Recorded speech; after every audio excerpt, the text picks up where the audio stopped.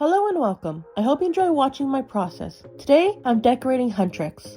I'm so excited that I finally have an excuse to decorate these girls. Of course, I would have wanted to tackle their complicated forms as a first try, but I could save that for when the sequel comes out. But I had to contend with their chibi forms because these girls were shoved in at the last minute to my schedule. So last minute in fact, that I had to bake, decorate, and package all in one day because my cousin was leaving the next day to the airport. So what ended up happening was that the week in question was full for me because it was a 4 dozen cookie order plus some other sample cookies that I had planned down the line. So there I was, taking my time to finish the order and recordings, already planning the multi-designs I was going to decorate for her and her daughter, when I learned that I had heard the wrong dates for her departure, where I thought I had 4 days to finish the surprise I wanted to decorate, but instead I had until tomorrow. You could imagine the jolt and rush that gave me. Thank goodness for my dehydrated and their chibi faces, and that I was forced to contend with only 3 cookies in total, instead of the 12 that I wanted, or I wouldn't have been able to make it in time.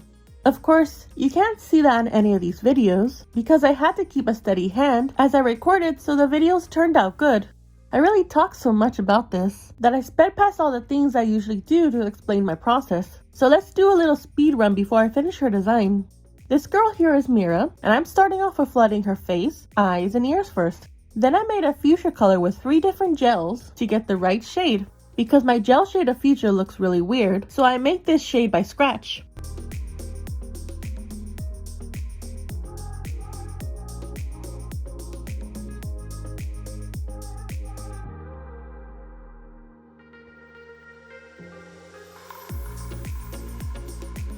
Of course, in between each step, I use my dehydrator fast dry each section so that by the time I reach the black outline, it won't bleed and flow into the other colors below and vice versa. Because remember, royal icing takes 5 to 8 hours to properly dry big areas like this, and I prefer my layers to be solid before I work on top, and that these cookies also need to be finished by tonight.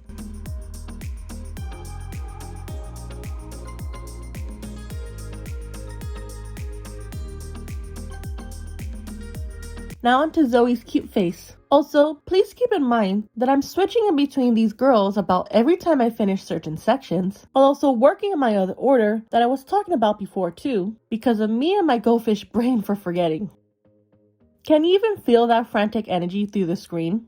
And there I go talking about this again. Do you guys even like hearing about this? Maybe I shouldn't complain so much about my rambles. It just shows how much more relaxed I am while recording my voice now. I guess, please enjoy my rambly self every time a stray thought comes my way.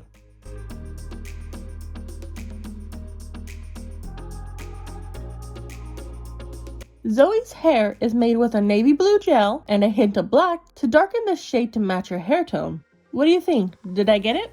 Now, because I'm dealing with these small sections for when I flood my icing, I'm making sure that my flood texture is floody. I don't know the technical term you use here for that word. Maybe it'll make sense if I describe it instead. When I talk about textures for any of my icing colors, it usually means how many seconds it takes for your icing to settle after you disturb it. For example, whatever tool you use to stir your color, you add water to the icing to loosen the texture to be able to flood. Now as a precaution, you should never go beyond a 5 seconds texture, as there will be too many bubbles that would appear well after you think you popped them all, and it takes way longer to completely dry the more wet the icing is. But for these small sections, I prefer to use 15 to 20 seconds, sometimes even more time. Which means you have to watch out for your icing drying too fast, as you can see with me flooding a little at a time with any of my past cookies. As if I was to flood that area all at once with the icing texture, by the time I reach the other side after I smooth it out with my stencil, it might get that cracked texture that icing gets when it has a thin, dry layer. Not a good look for icing to dry to if you want any design you make to look good.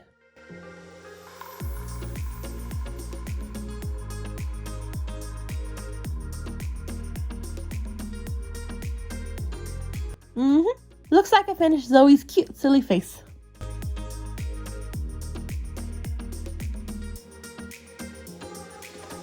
It's finally time for Rumi's makeover. Is that the right phrase to use here? I'll roll with it this time, but I might use different words next time though. To begin with, I'm outlining Rumi's face first, as I like to flood that first when I'm decorating any characters, as any hair tends to be a darker shade, and for those colors, I like to wait for the icing to completely dry, and set up partially for none to bleed into the other.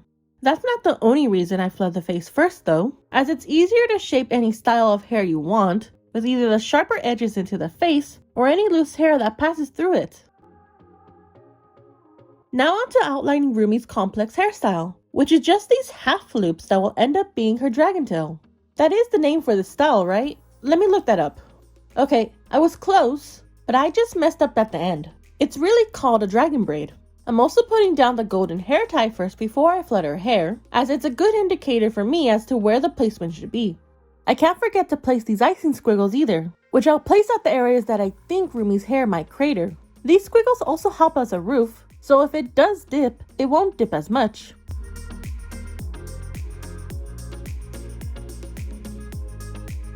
I'm tracing the inner side of her face first, as I'm less likely to mess up any of the black lines as I turn the head, if there aren't any other lines to touch.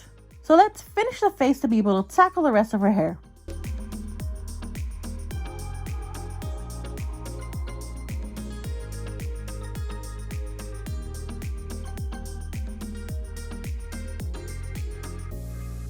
And did you like that each of the girls has a different face expression? All I have left of Rumi is the crisscross of the braid, which after I finish the single lines on the side of her head, it's on to the connecting lines. And basically I'm just repeating the same two motions over and over again until I reach the end of the tail, with each time the line getting smaller and smaller the closer I get to the end. And done. Huntrix is ready to close the honeymoon. God, that's so cringy.